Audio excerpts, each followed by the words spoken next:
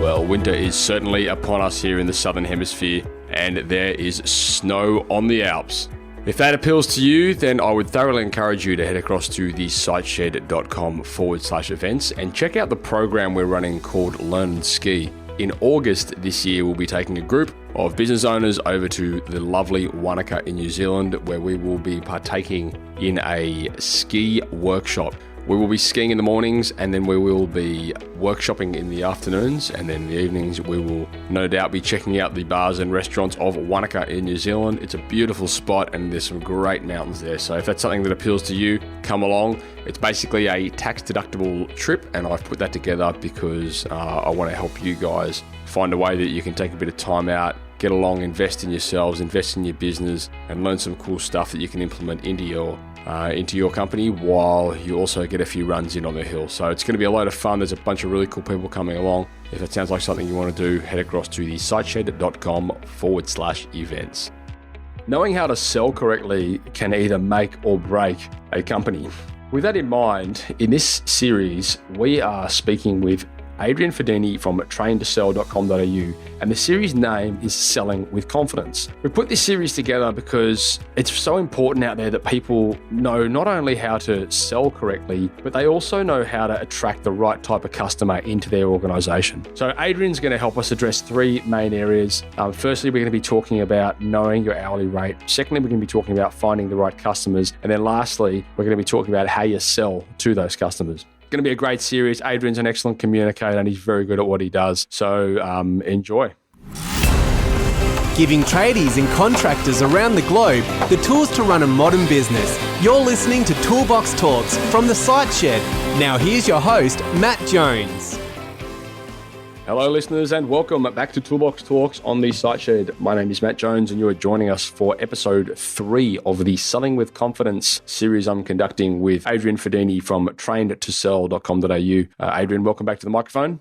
Thank you very much for having me, Matt. Absolutely. So it's been a good series so far. In the first episode, we were talking about knowing your hourly rate, and we dived into, I suppose, making sure that you're allowing for the variables that can often be overlooked when you are pricing. In the second episode, we were talking about finding the right customers, and I suppose that is important if you are looking to, improve or increase your sales, or maybe even, attract customers that give you less resistance. Now, in this episode, we're actually talking about how you can get in front of them and how you can sell to those people. So, Adrian, I suppose, who are we talking to in this episode? Matt, I think this goes across the board. Doesn't matter if you're starting out or you've got a big company. Yeah, I guess it's really about a sales process is what I'm taking from this. Yeah, and making sure that you've actually got a process to follow. Yeah, no, I agree with that. I think this is relevant to absolutely anybody that sells.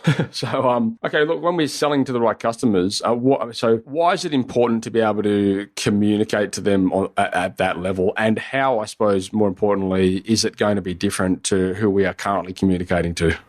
Cool. Yeah. So I guess the first step when you're selling, like you've discovered, I guess the first step of the selling process is finding the right customers to deal with, and that's kind of what we did in the last podcast. Yeah. So that's prospecting. That's what I would say is prospecting. When you're talking to the wrong people, it's like pulling your teeth out. It's painful. They don't see the value in your business. They might not even like you. It's a very, very, very painstaking process. But when you start to find your niche or find your market, it absolutely transforms and becomes quite a pleasant and enjoyable experience. And you feel like you're actually making a difference and adding value to their businesses and their lives. So I think that it's so important to make sure that, first of all, as we've discussed, you're talking to the right people. Then I would say, like, the second step in the whole process would be building some sort of relationship. I don't like the idea, and I know I've heard it from other trainers, that you've got to become their friend. I completely disagree with the fact that you need to become their friend. I think you definitely become friendly and you definitely become professional. But I used to say to some of my plumbers, this is back when the Yellow Pages was around, a customer didn't go to the Yellow Pages, look up plumber and say, I need a friend today. That is not what they did. They went, I have a problem. I need you to fix it. I do want you to be polite. I want you to be courteous. I want you to be friendly. but I definitely don't want you to be my friend when you're definitely in a CAD arrangement. Might change a bit more if you've got account clients. Account clients could last for years, and then you definitely could become friends with them. But definitely with CAD business, you want to make sure you're friendly as opposed to friends. Yep. Once you've established that relationship, Matt, then obviously sales is such a linear process. So if you don't, and relationship selling or rapport is really what it is, building rapport. If you don't build rapport, if you go straight from the right prospects and start to go straight into solutions and products and services, you've killed the sale. Right. It just does not. You've basically got no trust, no credibility. Even though they're the right target market and will buy from you, you need that relationship piece. Yeah. Once you've got the rapport and the relationship piece, now this is probably actually more important than anything. You need to identify their needs very accurately, okay? Mm-hmm. So that can be also to what I said in the last episode about explicit versus as opposed to implicit. And I'll quickly recap on that in case people missed the last one. Explicit is something that someone says out loud, I need my drain cleared. Implicit is something that they can't see, and it's kind of the underlying reason I have someone coming over at 3:30 to buy the house, okay? Right. So I need to make sure the house is looking clean. So that's our job as tradies and salespeople to uncover those implicit needs, and they're like a magic button. When you uncover those implicit needs and identify their needs very accurately, people will just buy off you because you've solved their problem. Yeah, so you're going to say something there, Matt? It's kind of similar. I've always taught guys as well. I mean, even from the scenario of, creating copy for your website, yes, you're being called out there to replace a light bulb, but what you're actually doing is you're preventing people from living in the dark. Or, if someone's got a blocked toilet, their drains are blocked, but what you're getting called out to do is prevent sewer from overflowing in their home. So if you can approach sales with that with that mindset of, okay, be out there to sell the benefits, not necessarily the process, I've always found that works wonders. Absolutely. And back again, I know I'm quoting a bit from the last podcast, but selling, we've got to define what selling is. Selling is helping somebody, right? It's helping someone solve a problem. Okay, so we're solutions. We're in the solutions business. We're providing solutions for somebody, like you said, they're in the dark and they need to see. So it's not just a light bulb, perhaps. So it's so important to understand that selling is not a bad thing. It's not a good thing. It's not a bad thing. It's just a thing. Okay. And we as human beings love to put labels on things. So it's really important to get clear on that. Yep. Gotcha. Okay. So we're talking about, I suppose, selling to the right customers. Now that we've found them, what are some of the, I suppose, when we're approaching a different type of customer or something that's a little bit different to what we're used to, what are some of the things that we need to be considering when we're talking to a different type of person? Sure. So like I already covered off the fact of prospecting, then building a rapport. Beautiful segue, Matt. Now we need to identify the needs really accurately. Once we've identified the needs, okay, then we need to be able to make a powerful or persuasive presentation to make sure that we can communicate to them that we understand what their implicit needs are. We need to make sure that they understand that we have the services and products to be able to satisfy those needs. And then we make a presentation of what it may be. It may be the old school paper towel close. It may be a quote that's typed up on a PDF and document, and you print it out and then you present it to your customer. And you need to be conveying that, first of all, you've understood them, that you've got the right solution for their problem. And then once you present that, there's a good chance that they might have some objections to overcome. Okay? Yeah. And I can't stress this enough. When someone's objecting to your proposal, whether it be a paper towel close or a tender or a quote, that is a fantastic sign. It is a really, really good sign. Yeah. I'll play a scenario for you, Matt. Do you remember when you'd go into a customer's house, you start talking about what you're going to do and how much it's going to cost, and they just sit there and they don't say a single word. Yeah. They don't care. That's why they're not saying a word. They just could not care less what you've got to say. There's some reason, for whatever reason, they're made up in their mind they're not going to buy from you. They're just waiting for you to shut up so they can kick you out of the house. So when, it's hilarious, but it's true. So when they're objecting, what's actually happening internally for them is they're trying on your product or solution in their mind. Does that make sense? So they're going, oh, yeah, okay, cool, but I don't like that part of it. What can you do about this part, Matt? I don't like this. that objection is a buying signal. They're about to use your services as long as you can answer their objection. Yeah. All right? It's a crucial part. So once you've identified the needs, you've made your presentation, you're now in the overcoming of an objection stage. Now and you've got through all the objections and you're getting close. Now you've got to go in and ask for the business, okay? It's such a Australian thing not to ask for the business. They kind of have a chat and it peters out and then two people walk away and go, what the hell happened? So there's a whole bunch of lines you can use. You can use like an agenda close. You can use a directive close. All I need is your signature here, and then we can get started straight away. It's a very simple one, but you need to know, in essence, how to close the sale. It's very, very crucial. And there's a fine line between that, isn't there, as well? Because I know one of my buddies, I was having coffee with him a couple of days ago, and he was telling me he went down to the local. He's looking to buy a new van for his glazier business, and he went down to one of the local car sales places here in on the Northern Beaches. And he said he walked in this shop, asked a few questions, went home, and he said the guy literally in the space of 4 hours must have rung him about 8 times and left all these messages. And Dad said it was just hilarious. Like one of the messages this guy left was, "Yeah, mate, we've just got the truck ready for you, so come on down. You can pick it up right now." and he was so far from that point. And he said it was just like he said he'd never go back there. Like the guy was absolutely kidding himself. It was just terrible sales. I'll grab their name and number offline, mate, if you wouldn't want. I'll go and pay them a visit. Yeah, you should, because, that is just such a deterrent. I mean, he's obviously been trained to do that, trained by some chimp, I'm sure. Like, that is just shocking. But anyway. I've worked in big corporate organisations, and I've also worked in trade organisations. You would be surprised that the level of training in the trades industry on sales training far exceeds what we would expect from the corporate industry. So, I mean, I don't know if car sales and truck sales would be considered corporate. There's so many people going around in a sales role that actually have had hardly any training in the last 4 to 5 years. Yeah. So it's kind of, this is what you do, just go talk to people. And this is why I congratulate so many of the clients I've worked with in the past, because everyone wants the successes of being rich and successful and a business that runs really well, but no one's prepared to pay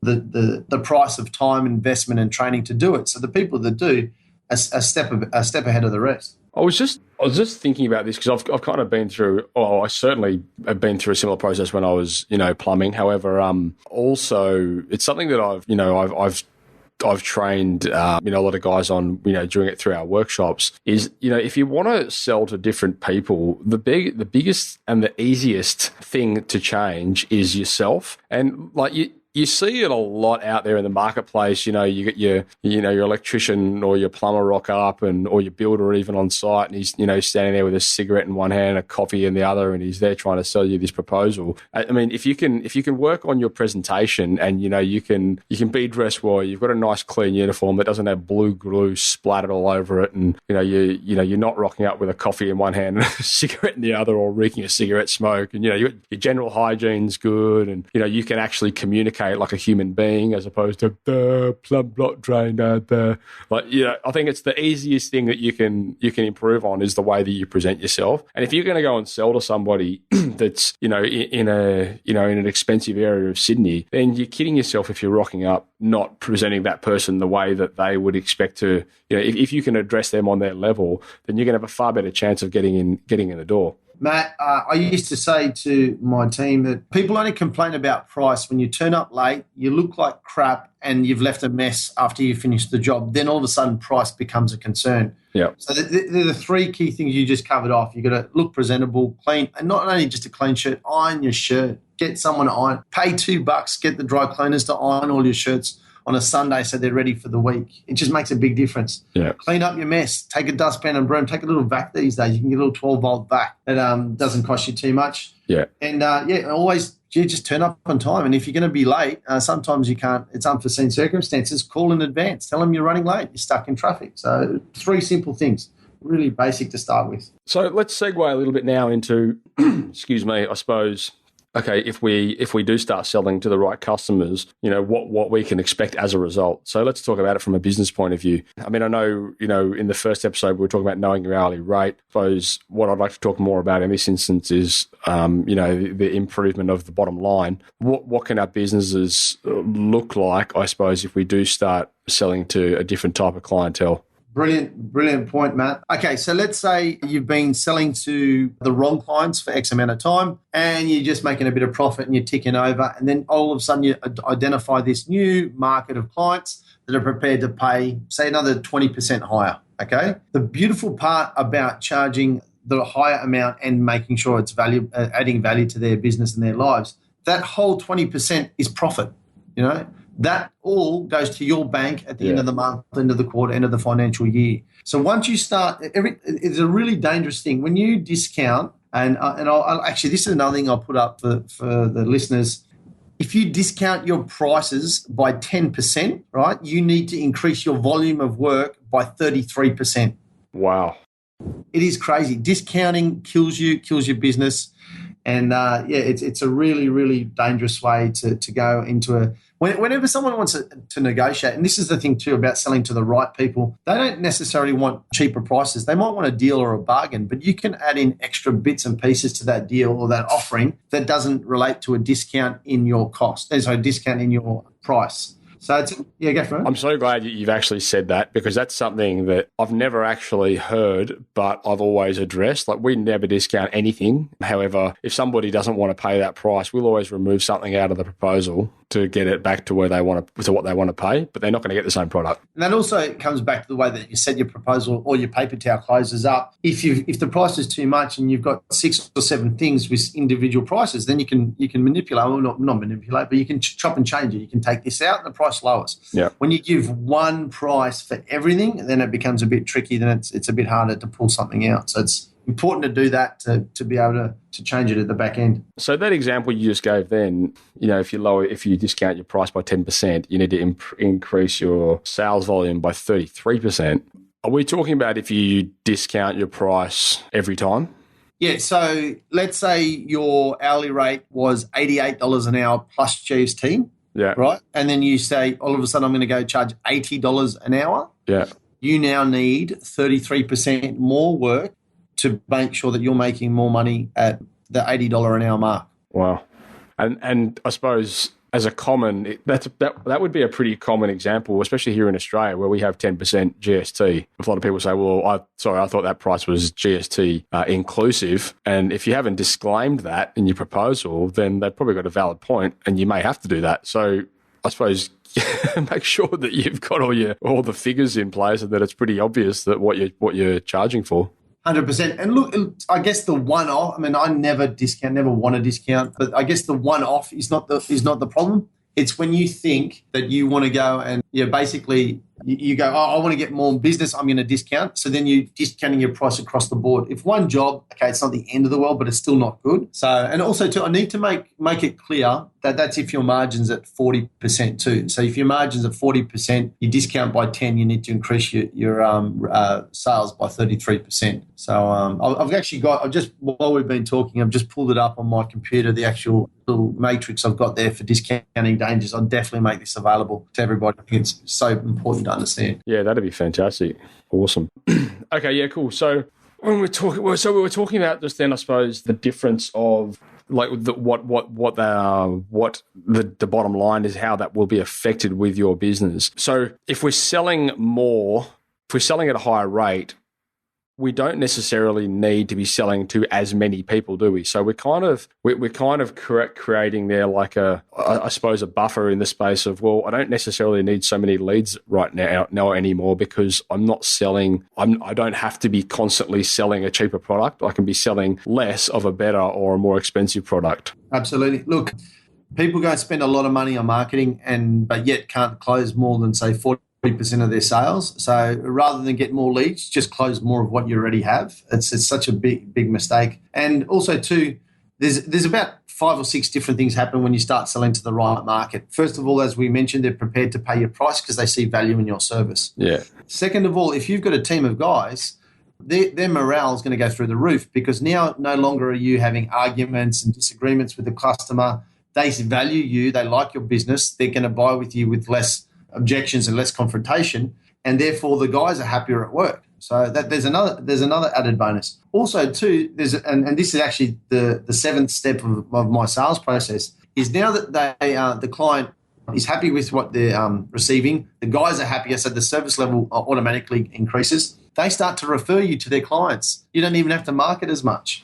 I mean, it doesn't, the referrals, I mean, you have to have a referral strategy in place, and you need to ask for those referrals, but they're more likely to refer you because they value you and they see where you fit into the market. When you try to be all things to everybody, you become nothing to everyone. Yeah, no, that's definitely relevant across the board as well. I mean, if you're trying to, we went down that stage. I mean, when we started out, we were trying to offer too many services, and it wasn't until we sort of zoned right in on what we're really good at that I suppose everything started improving. And then as a result, we started getting work for other things that we could actually do, but we just, and this is why as well, I train a lot of guys. And even when we're going through the, building website stages, I always encourage people to consider niching themselves at something, because by being the expert in one thing, you'll be amazed at how many, at how much it attracts work in similar areas that you can do. A lot of people sweat on it. They're like, oh no, I don't want to just specialize in hot water heaters because, we do everything. But you'll probably find that it's much easier to get a foot in the door when you do specialize in one thing.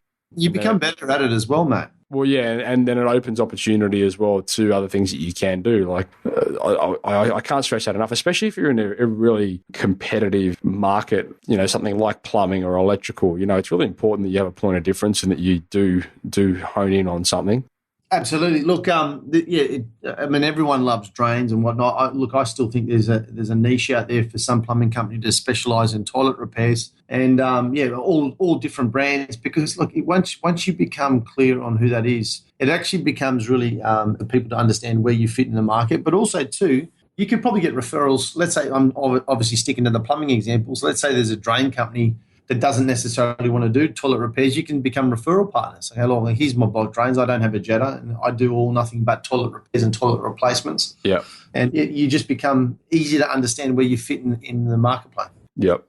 No, well, that's awesome. All right. So, look, I think we've pretty much covered off on what I wanted to talk about here with selling to the right customers. Look, it's definitely a process. It definitely takes a bit of a paradigm in, I suppose, not only your thinking, but in the way that you approach the sales process. So my strong advice to people is, if you want to start selling to a different type of person, then you do have to make some changes, and a lot of those changes can be addressed at the base level of firstly the way you present yourself, the way you approach customers, the way you talk to them, and then of course coming back to what you were saying, how if you're going to sell to the right customers, meet them on their level with I suppose communicating to them correctly. What were your takeaways there from selling?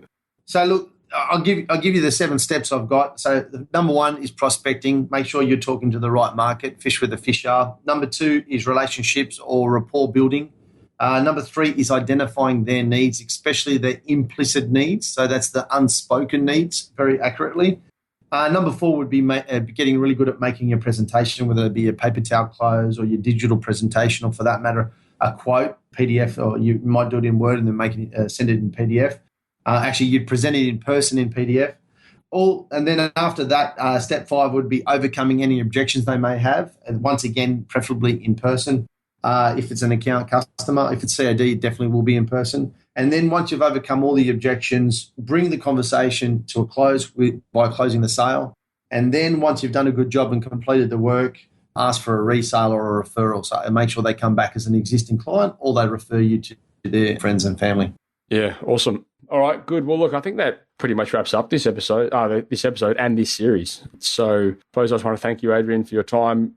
This was the Selling with Confidence series with Adrian Fadini from traintosell.com.au. And you can get hold of Adrian. Oh, Adrian, where can people find you? Mate, great question. Sydney Tradies Pub Tour is going around once a month, usually the last Thursday of a month. On the 28th of July, we're going to be down at Tarrant Point between 4:30 and 6:30.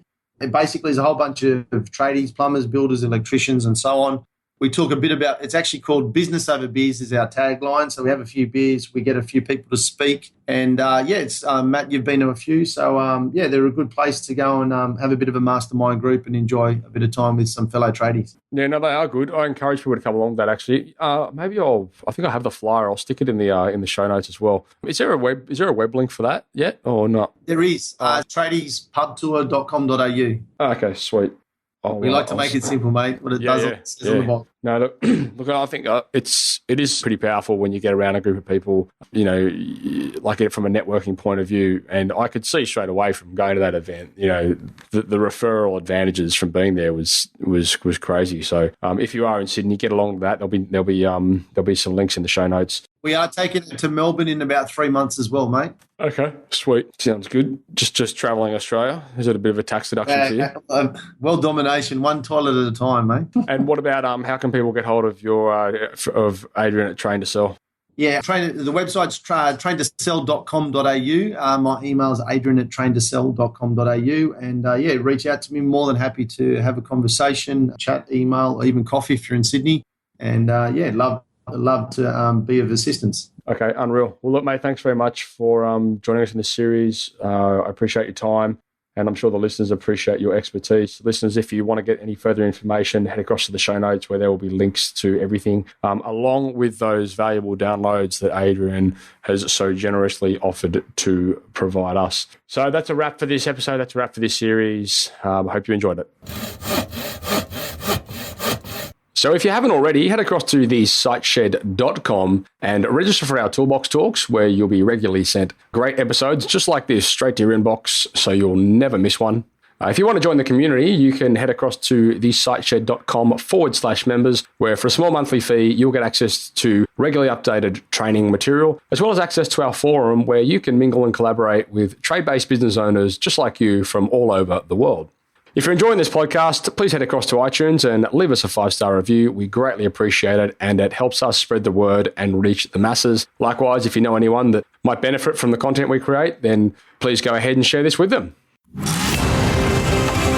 You've been listening to Toolbox Talks by The Site Shed. For more great content just like this, head across to thesiteshed.com and join the amazing community of savvy trade-based business owners.